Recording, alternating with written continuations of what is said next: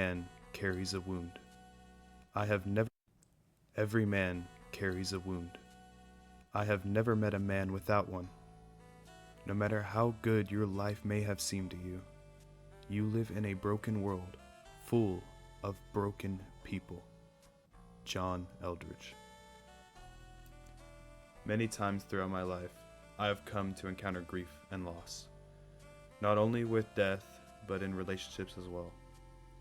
These feelings often plague my mind with feelings of regret and hope for a second chance that sadly will never come. The worst of it all is that not only have I seen this in myself, I have seen this with many people around me, and I am sure many of you have also felt the same or have seen it around you. Grief, in my opinion, is one of the hardest words to describe. It could be as simple as that of a mishap, like stubbing your toe or accidentally putting that spoon you weren't finished using into the sink. Or it could be described hastily as suffering. While in itself it becomes hard to describe, but many who encounter it and face its blurred face often find their own definition, even if they can't describe it. Though for those who haven't quite felt this grief, and even those who have, you may all be familiar with the Kubler-Ross model, or the 5 stages of grief. This model for the idea of understanding grief was written into a book published in 1969 with the title On Death and Dying by the Swiss-American author and psychiatrist Dr. Elizabeth Kubler-Ross. Ross spent most of her teen years growing up during World War II, where she became an activist through the International Voluntary Service at 18 in 1945, after turning her father down for a position in his company. Ross landed herself in a position to visit a concentration camp in 1947, 2 years later, where at the site of the camp, a revelation came over her and had an effect that made her understanding and compassion and the resilience of the human spirit change. The many stories of survivors left deep marks on her conscience and inspired her to further assist and heal others. 10 years later, after her visit, she continued to work with refugees as an apprentice in the surrounding hospitals until she graduated from the University of Zurich, and 2.5 years later took up a residency as a psychiatrist in the Manhattan State Hospital in New York. She continued to work where she would find patients who were often neglected and deemed by staff to be hopeless. Due to her grievance of the situation, Ross gave care and attention to all, where she would find that it created significant improvement to the mental health of 94% of her patients. After this experience, she took up the mantle of a couple faculty positions and finished her training in medicine. These experiences helped her lead her now weekly seminars during 1966 and subsequently create her book by 1967, where it would be published in 1969. Now yes, I could have went straight into the idea of defining the 5 stages of grief, but how are we to understand the importance of this work without the inspiration Ross found? Ross found her inspiration through the stories of survivors of the Holocaust and the mistreated patients who were all deemed to be helpless. She also found this inspiration in her students and in her lectures. Ross's model incorporates 5 parts. First is denial. When something happens in our life, especially thinking back to when you were a kid, say you accidentally broke a lamp or a nice picture frame your mom and dad always had on display. The first thing you say when asked most of the time, or at least from my experience because I have a sibling, is, "It wasn't me." Now, I understand this is personal denial, but the same goes for the denial of loss. We think to ourselves, "Oh, why?" or "No, that didn't happen," or "She'll come back around." But to me, the most profound and popular use of denial is saying the words, "I'm sorry." Knowing the situation in front of you is out of your control and breaking that chaotic, sometimes silence with "I'm sorry" takes that denial you feel from another and puts it on yourself. Maybe you do this to feel better by saying it was my fault, not theirs. Or maybe it's just to help you move on. Or it could be a way that you think you help another by taking away some of their stress by putting it on yourself. And all of that I find I'm sorry can be dangerous. The second is anger.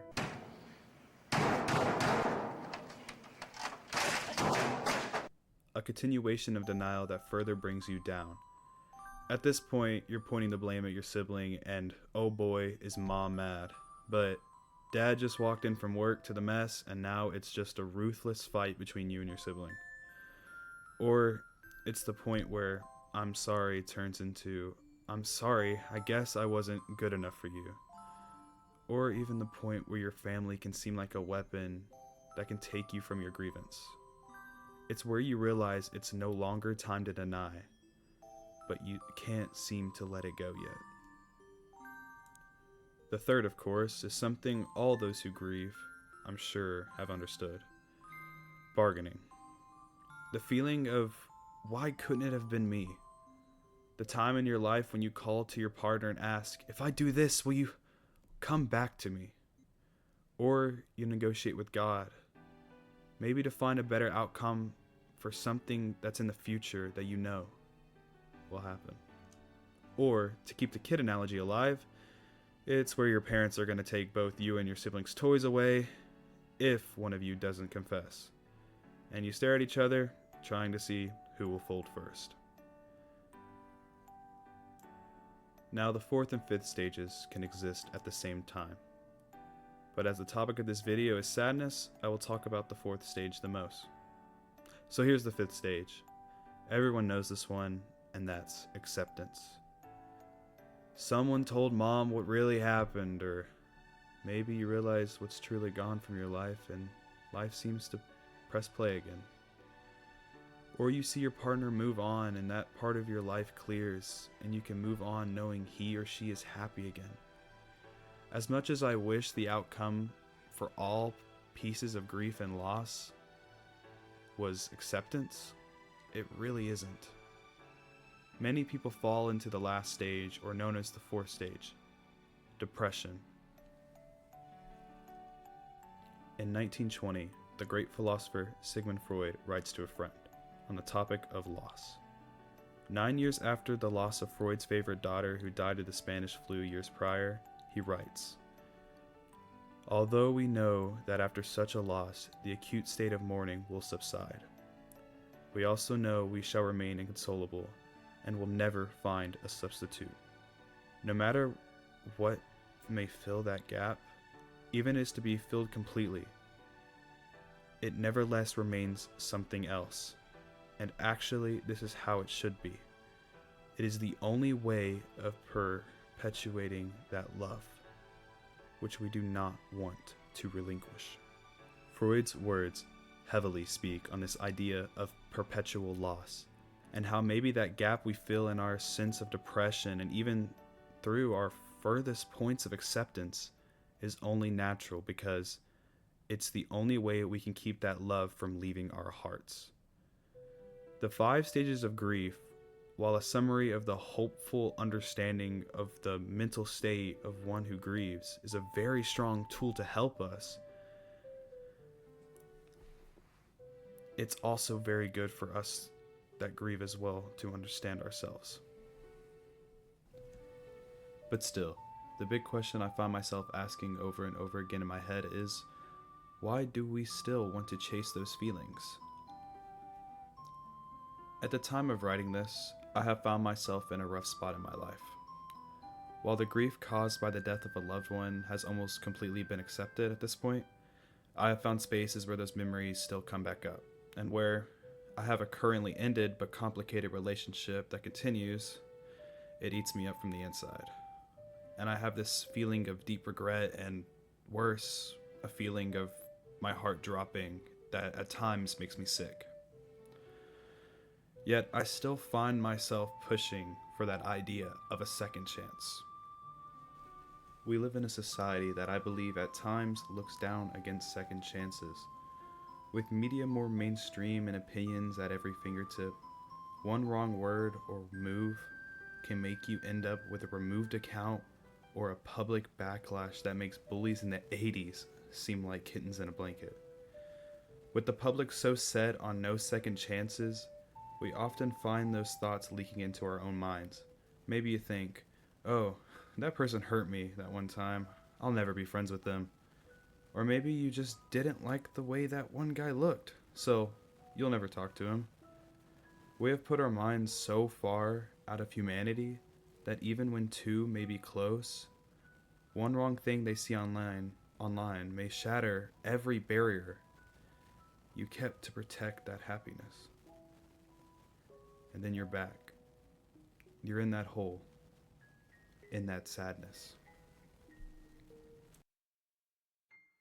And at what point does a sense of happiness and a feeling of sadness become one?